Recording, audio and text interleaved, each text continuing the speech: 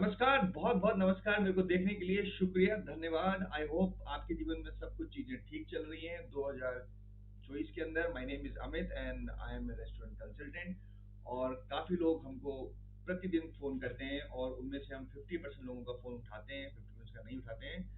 तो जिनका हम फ़ोन नहीं उठाते हैं, उनके लिए बहुत-बहुत शुक्रिया कॉल करने के लिए। अगर आपने हमको व्हाट्सएप पे संपर्क किया है जो नंबर है 9571118855 ऑफिशियल नंबर, तो जरूर कोई ना कोई आपको रिप्लाई करेगा। और अगर फोन पे आपने कॉल किया है तो आपको व्हाट्सएप पे संपर्क करना पड़ेगा उसी नंबर पे, बिकॉज फोन कॉल्स बहुत ज़्यादा आते हैं। मैं आजकल फ़ोन नहीं उठा रहा हूँ बिकॉज टाइम और डाइवर्ट हो जाता है बहुत ज़्यादा। 2-3 जनों से बात करता हूँ एक दिन में। ओके, सो आज का जो वीडियो है जो मैं बनाने वाला हूँ उस पे बहुत सारे लोगों ने मुझे क्वेश्चंस पूछे हैं। और सबसे पहले मैं आपको बताना चाहता हूँ कि आप लोगों की जो प्रॉब्लम है मैन पावर स्टाफिंग, इसके लिए हमने एक डेडिकेट वेबसाइट बनाई है।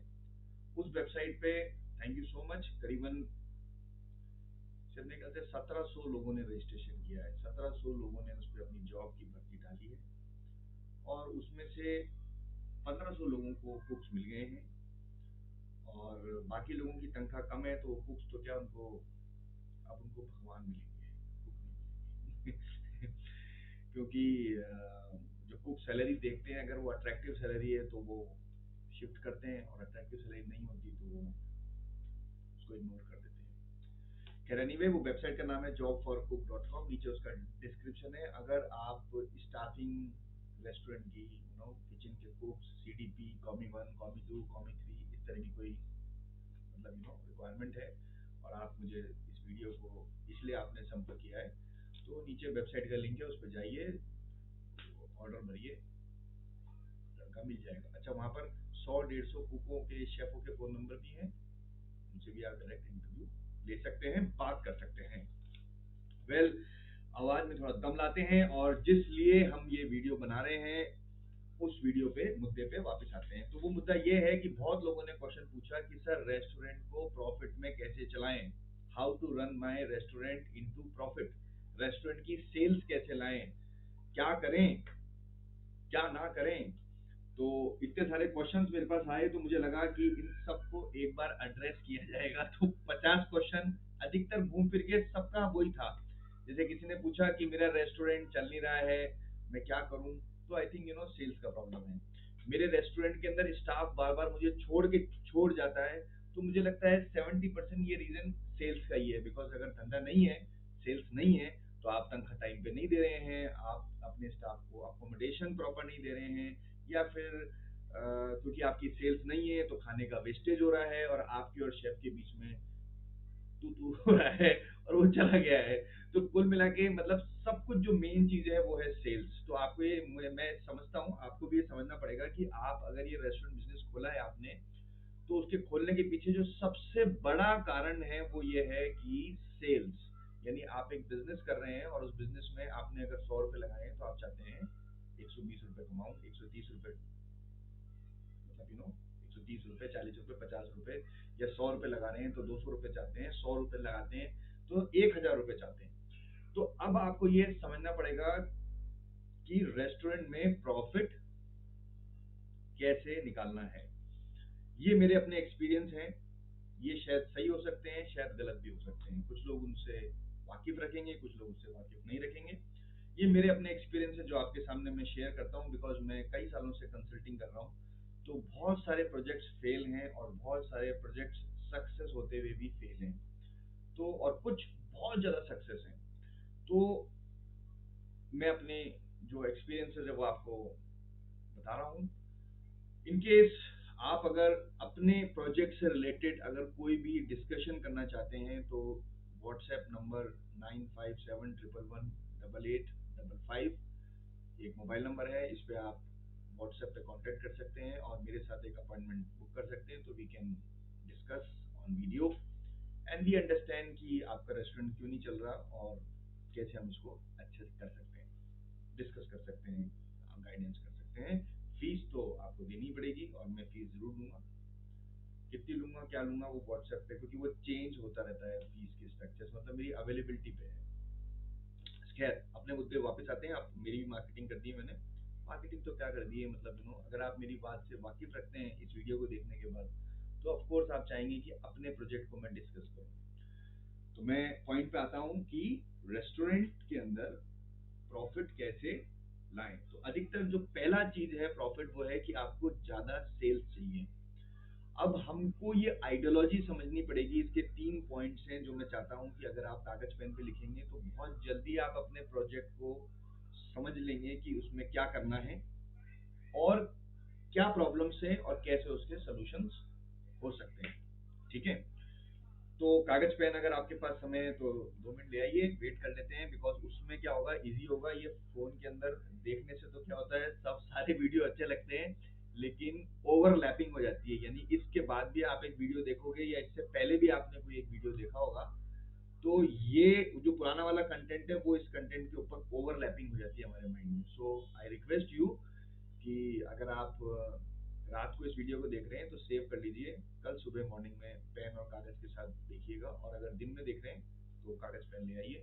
Let's do exactly some process, और इन प्रोसेस को जितने भी प्रॉफिट में रेस्टोरेंट्स हैं उन सभी लोगों ने ये प्रोसेस किया है, तो वो मैं आपको बताने वाला हूँ। और हम लोग भी कंसल्टिंग के अंदर यही करते हैं, we follow the process to get the profit, we follow the process to achieve quality.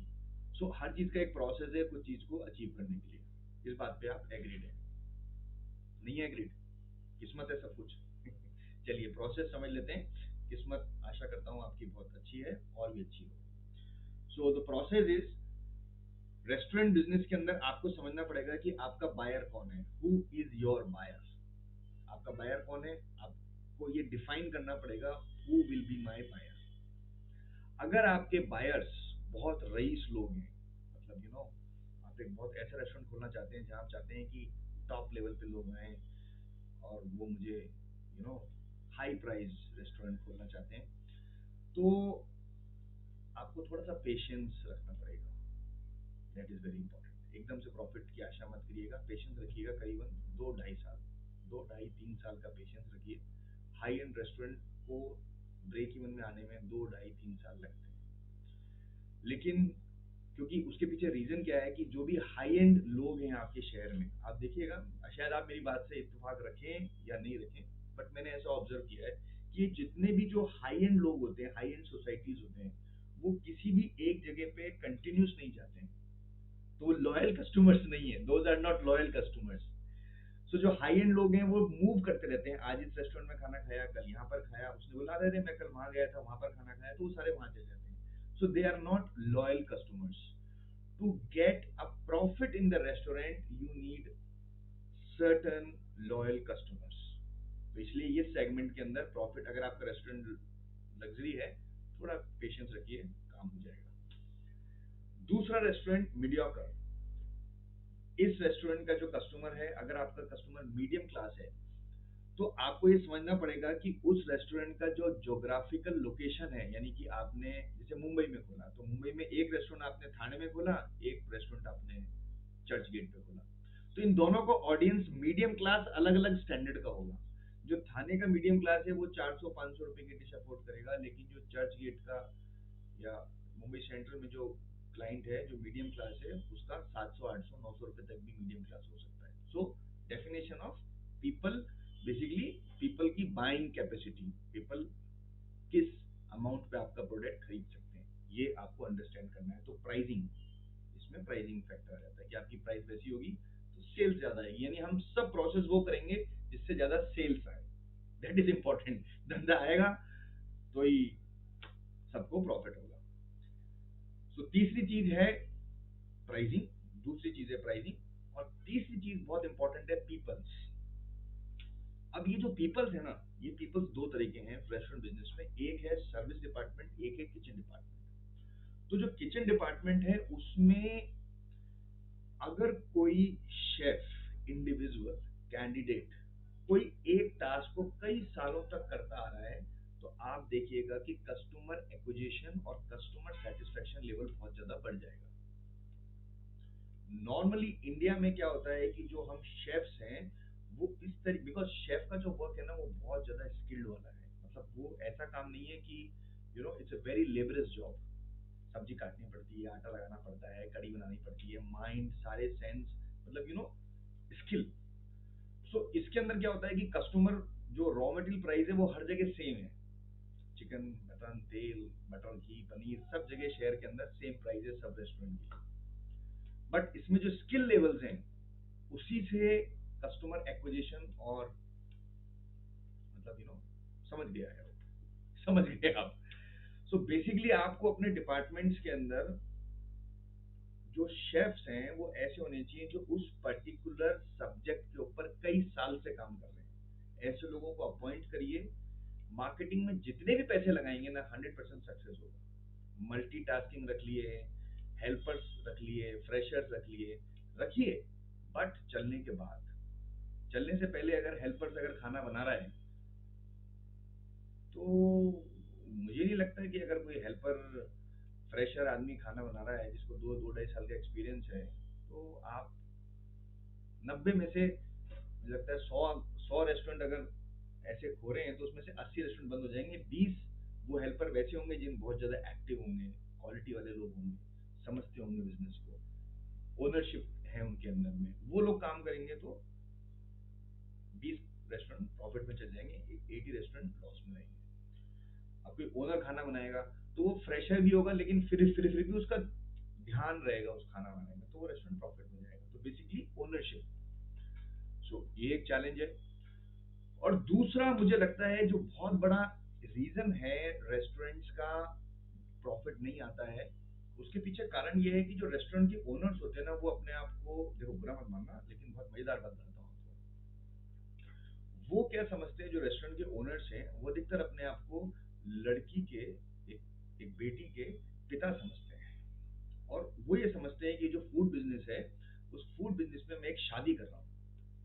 और जैसे आपने देखा है कि शादी में जो लड़की का पिताजी होते हैं, वो उस शादी के अंदर बहुत सारा मेन्यू डालना चाहते हैं। वो चाहते हैं दही बड़े होने चाहिए, टिक्की छोले होने चाहिए, मुरादाबादी दाल होनी चाहिए, आइसक्रीम, चाट पापड़ी, पिज्जा, बर्गर, ये सब कुछ होना चाहिए। मतलब अगर आप एक लड़की के पिताजी से पूछो भाई शादी का मेन्यू क्या होगा, तो वो ये नहीं कहेंगे ये मत डालो, वो मत डालो, हाँ हाँ ये भी करो, ये भी करो, ये भी करो, ये भी करो। और उसी प्रकार रेस्टोरेंट के जो ओनर्स होते हैं oh my God, life is, तो जो रेस्टोरेंट के ओनर्स होते हैं, अधिकतर मैंने देखा है कि वो, उनकी ये होता है कि Indian yes, Chinese yes, Mexican yes, Italian yes, सब कुछ होना चाहिए। अब क्या होता है कि लड़की के पिताजी को तो अप्रिशिएट मिल जाता है, बाराती आते हैं, खाते हैं, बोलते हैं वाह वाह वाह। लेकिन ये जो रेस्टोरेंट का ओनर है, इसको प्रॉब्लम्स मिलती है, क्योंकि वो देखता है अरे यार बाराती नहीं आए, कस्टमर्स। अब वहां पर तो बाराती पैसे नहीं देते, लिफाफा देके जाते हैं और खुशी देके जाते हैं। यहाँ पर वो पीछे जो कुक होते हैं वो परेशान हो जाते हैं, और परेशान होके वो हो जाते हैं, बोले मैं ही सब करता रहूंगा। अच्छा, वो जो रेस्टोरेंट का ओनर है वो कभी भी ये गलती महसूस नहीं करता कि मैंने अच्छा, इसमें उसको लॉस है। कैसे लॉस है? जितने ज्यादा आपके मेन्यू के आइटम्स होंगे, उतनी ज्यादा आपको इन्वेंट्री पीछे बैकएंड में कुक को बनानी होगी, यानी कि उसका लेवरेज जॉब बढ़ गया। ठीक है, चीजें तो अवेलेबल करनी होगी ना, चाहे वो हो, गेस्ट आए या नहीं आए, तो पीछे लेबर जॉब बढ़ गया। सामान फ्रिज में रखे रखे महंगा हो जाएगा और उसकी क्वालिटी डिटोरिएट हो जाएगी। जैसे आपने एक पनीर लिया, 200 रुपए किलो पनीर लेके आए, 1 किलो पनीर लाए, एक भी ऑर्डर पनीर का नहीं गया, एक दिन फ्रिज में रखा, तो पनीर की रेट अगर 200 रुपए किलो थी, तो अगले दिन वो हो गई 220 रुपए, क्योंकि फ्रिज के पैसे उसमें ऐड हो गए। अगले दिन फिर आपने रखा, पनीर की वैल्यू हो गई 240 रुपए, और क्वालिटी हो गई 80% डेप्रिसिएशन। 5 दिन के बाद पनीर की वैल्यू हो गई 300 रुपए, और पनीर हो गया कंडम, फेंक दो उसको। अगर आपने कस्टमर को दे दिया तो दोबारा कस्टमर नहीं आएगा, और डस्टबिन में डाला तो सारा प्रोसेस वेस्ट। तो ऐसा काम करना ही क्यों? नहीं, ऐसा काम करना ही क्यों? और करना है तो फिर हिम्मत रखो थोड़ी सी। ये यूट्यूब पे मत देखो प्रॉफिट कैसे मिलेगा, पेशेंस रखो। You know the patience of phone, तो you should have a patience, not this thing. But अगर प्रॉफिट चाहिए तो you need to have a strategy for your business, that is very very important. एक है सज्जन 99 रुपए का course भी बेच रहे हैं, आप उनका कोर्स भी ले सकते हैं, लेकिन उस कोर्स के बाद क्या होगा वो तो कोर्स लेने के बाद ही पता चलेगा। So again thank you very much. ये कुछ पॉइंट्स थे आपके साथ डिस्कशन के। 15 मिनट हो गए हैं, 15 मिनट कैसे निकल गए पता ही नहीं चला है। बाल भी अब उड़ने लग गए हैं, सफेद होने लग गए हैं। सो शुक्रिया, बहुत बहुत धन्यवाद। आई होप कि अगर रेस्टोरेंट का प्रॉफिट चाहिए आपको तो सिर्फ कस्टमर एक्विजिशन पे ध्यान दीजिए।